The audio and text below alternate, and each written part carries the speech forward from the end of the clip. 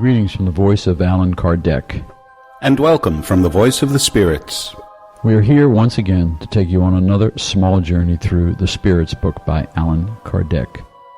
Today we will cover the resurrection of the flesh, questions 1010 to 1011, and start heaven, hell, and purgatory, questions 1012 to 1013.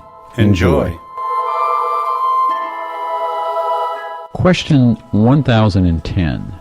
Is the doctrine of the resurrection of the flesh a reference to reincarnation as taught by the spirits? How could it be otherwise? This expression is similar to so many others that only appear to be nonsensical to those who take them literally and are driven to disbelief. However, give it a logical interpretation, and those whom you call freethinkers will accept it without difficulty, precisely because they are able to rationalize it. Make no mistake, such freethinkers want nothing more than to believe. Like everyone else, perhaps even more so, they long for the future, but they cannot accept what is absurd to reason. The doctrine of the plurality of existences conforms to the justice of God, and it alone can explain what is otherwise inexplicable. Why do you wonder that this principle is found in religion itself? Question 1011. Then in the dogma of the resurrection of the flesh, does the Church teach the doctrine of reincarnation? That is obvious. This doctrine is the consequence of many things which have gone unnoticed and which will soon be properly understood.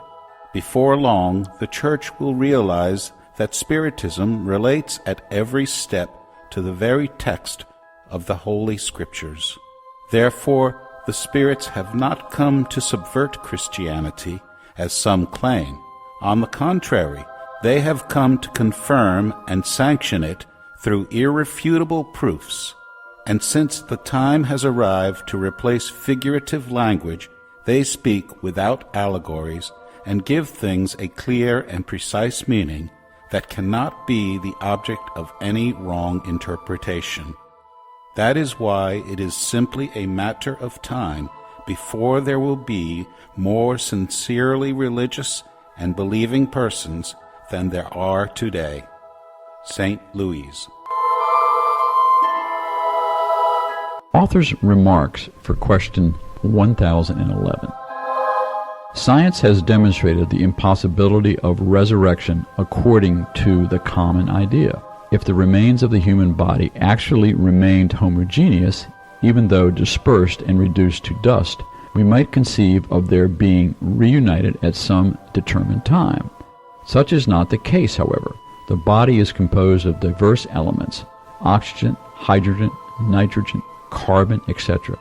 Through decomposition, these elements are dispersed and will serve to form new bodies in such a way that the same molecule of carbon, for example, will have entered into the composition of many thousands of different bodies.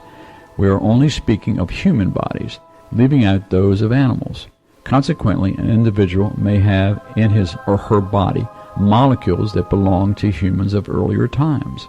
The same organic molecules that you absorb from your food, for instance, may have come from the body of an individual whom you have known. Since matter has a definite quantity, and since its transformations are indefinite in number, how could each one of those bodies be reconstituted with the same elements? This implies a material impossibility.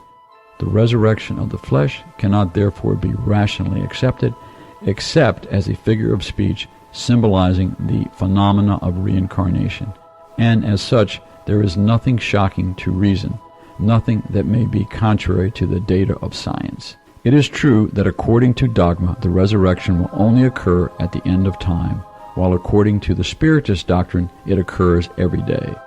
Doesn't the image of the final judgment carry a great and beautiful metaphor, which, behind the veil of allegory, hides one of those immutable truths that the skeptics will no longer reject once its true meaning comes to light. Meditate well on the Spiritist explanation concerning the future of souls and their destiny that results from the many trials that they must undergo, and it will be apparent that, with the exception of it being simultaneous, the judgment in which their sins are condemned or absolved is not a fiction, as disbelievers think it is. Let us further consider that this theory is the natural consequence of the plurality of worlds, nowadays perfectly accepted, whereas according to the doctrine of the final judgment, earth is the only inhabited world. Question 1012. Are there circumscribed places in the universe that are intended for the punishments and pleasures of spirits according to their merits? We have already responded to this question. Punishments and joys are inherent to the degree of a spirit's perfection. Each spirit carries within itself the source of its own happiness or unhappiness, and since spirits are everywhere, there is no circumscribed or enclosed place for one or the other. As for incarnate spirits, the degree of their happiness or unhappiness depends on the evolution of the world they inhabit. Sub-question 1012. Accordingly, would heaven and hell not exist as humans have represented them? They are no more than figures of speech. Happy and unhappy spirits are everywhere. Nonetheless, as we have also told you, spirits of the same order gather together through their mutual sympathy. When perfect, they can meet wherever they desire. Author's remarks for question 1012. The idea of fixed places of reward and punishment exists only in people's imaginations. It proceeds from their tendency to materialize and circumscribe the things whose infinite nature they cannot comprehend. Question 1013. What is to be understood by purgatory? Physical and mental suffering. It is a period of expiation. It is almost always on the earth that you make your own purgatory, and that is where God enables you to expiate your wrongs. Author's remarks for question 1013. What is called purgatory is also a figure of speech that should not be understood as some definite place, but rather the state of imperfect spirits who are in expiation until their complete purification raises them to the plane of the blissful spirits. Since this purification occurs over several incarnations, purgatory consists in the trials of corporeal life.